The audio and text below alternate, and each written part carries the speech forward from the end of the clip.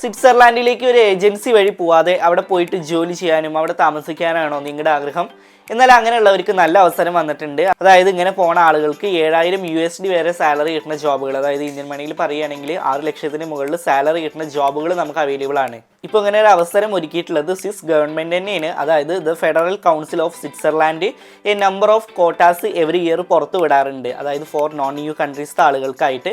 ഇനി 2026 8500 വേക്കൻസികളാണ് ഇവർ പുറത്തു വിട്ടിട്ടുള്ളത്. അതായത് ബി പെർമിറ്റിൽ 4500, എൽ പെർമിറ്റിൽ 4000. ബി പെർമിറ്റ് എന്ന് പറയുകയാണെങ്കിൽ for long term holders, L permit പറയുകയാണെങ്കിൽ ഷോർട്ട് ടേംസിന്. സോ ഒരുപാട് സെക്ടേഴ്സിക്ക് ജോബുകൾ നമുക്ക് അവൈലബിൾ ആണ്. ഇനി എല്ലാവർക്കും സംശയം, why there is demand for global talents, എന്തുകൊണ്ടാണ് ഇത്തരം ഗ്ലോബൽ ടാലൻസിന് ആവശ്യമുള്ളത് എന്നുള്ളത്.